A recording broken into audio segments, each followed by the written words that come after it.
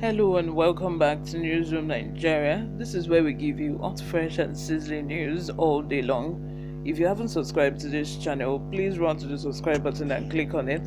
Turn on the post notification bell so that you will be the first person to get notified whenever we upload a new video. Don't forget to leave your comments in the comment section. Without further ado, let's delve right into the details of today's news. How Wike led ORTOM IKPEAZU to electoral defeat. As you must have heard by now, ORTOM and IKPEAZU were vying for the seat of the Senate after their tenure in government, but they all lost. The three of them lost.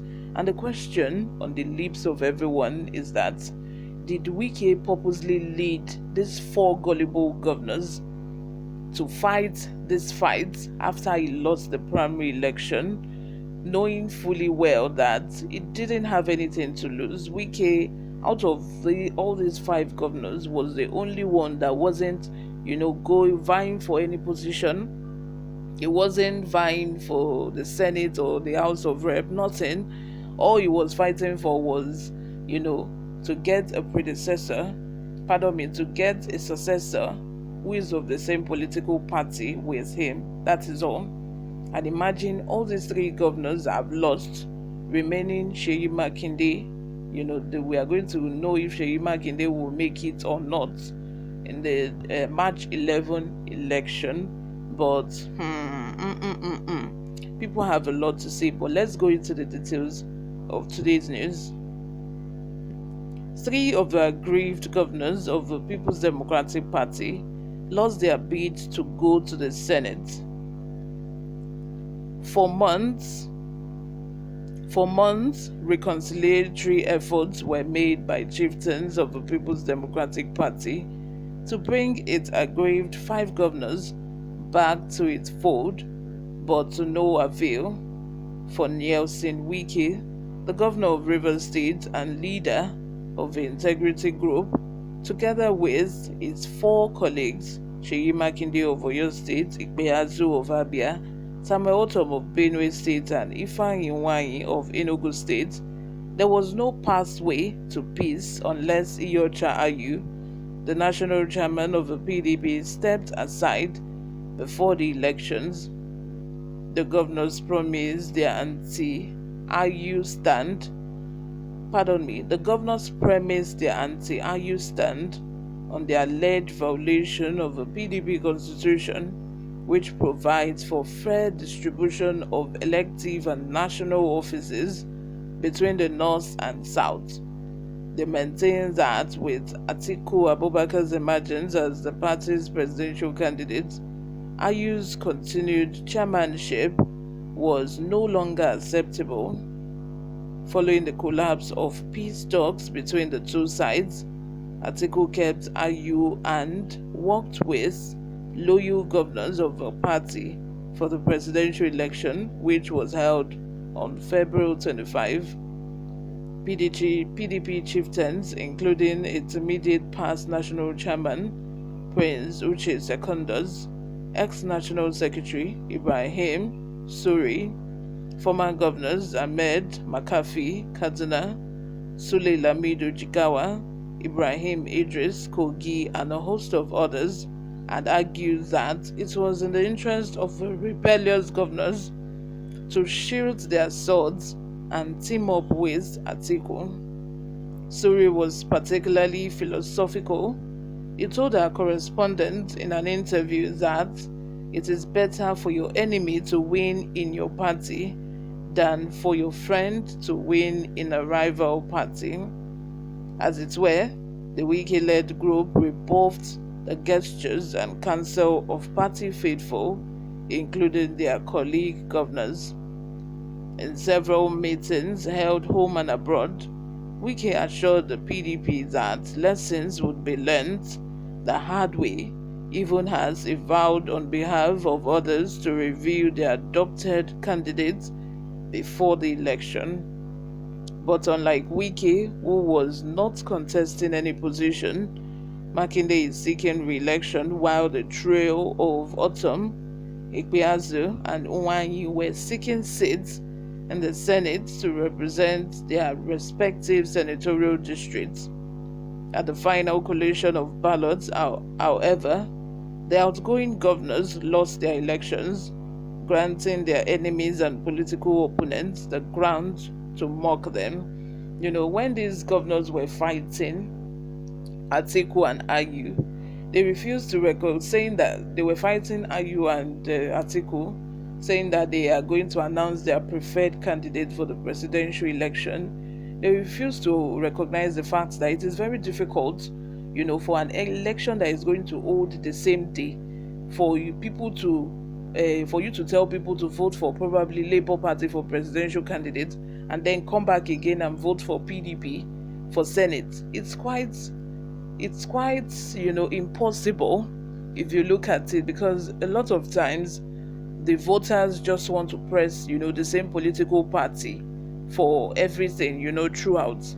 They do not have it at the back of their mind. If people are supporting a political party, they are supporting a political party throughout. If they are voting PDP for presidential, they are going to also vote PDP for Senate and reps as well. They do not have it at the back of their mind that, okay, I'm going to vote Labour Party for presidential, and I will also vote PDP for Senate, and I will now vote NNPP for House of Rep. So that was a mistake that they made. You can see even in the election, because Labour Party have gathered a lot of supporters for the presidential election, but for the presidential candidate who is Peter Obi, you can see how this support, spilled over to those who were candidates for Senate and House of Representatives under the Labour Party. Even people that people were not expecting to win.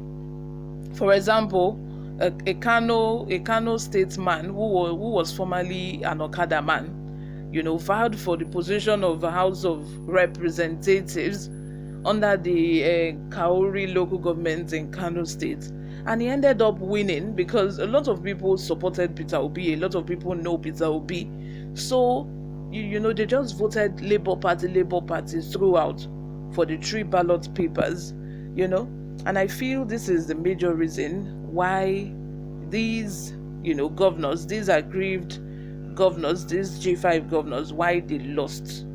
This is the main reason why they lost. Let's continue.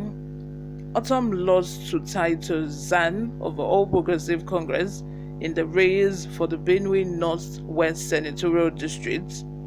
Zam, who served as special advisor to Governor ORTOM in local government and chieftaincy areas before his defection to the APC. Imagine, someone who served under him is the person that now won him in the election. Like ORTOM, UGWUANYI had no answer to the Peter Obi-induced Labour Party hurricane that swept across the country in a spectacular fashion. His bid to represent Enugu North was frustrated by Okechukwu Eze of the Labour Party, whose 104,948 votes were far above the governor's 46,948. Imagine, look at the gap. The story was the same with IKPEAZU, who lost to the All Progressive Grand Alliance candidates Enyinnaya Abaribe, who gendered a total of 49,903 votes to beat Labour Party's Chinedu Onyezi and IKPEAZU as the duo scored 43,000 and 28,000 votes respectively. Some analysts who spoke to our correspondent made some poses. Were the governors not aware that Wike had little to lose in the game that saw them more as anti-party agents than believers in the PDP creed? Could they have won had they remained loyal to the IU-led National Working Committee without bickering? And didn't they know it was difficult for people to vote for different parties in elections that held the same day and the same polling unit at the same time, since they already took a stand not to support their party in the presidential election? There seem to be no straight answers to these poses, but Timothy Osadolo, the Deputy National Youth Leader of the PDP, is of the view that the outgoing governors failed to realize that they had a life outside their agitation for IU to go. You see, let me know what you all think in the comment section, because in my opinion, these governors, they are the ones that caused this. And I know that in during their reflection period, they would reflect on this and realize that they lost because of their own cause. Like they themselves caused all this. Had it been they did not insist on IU's resignation, probably they would have won. But let me know what you all think in the comment section. Subscribe if you haven't. Thank you very much for always watching and listening. I will see you in my next video. Bye for now.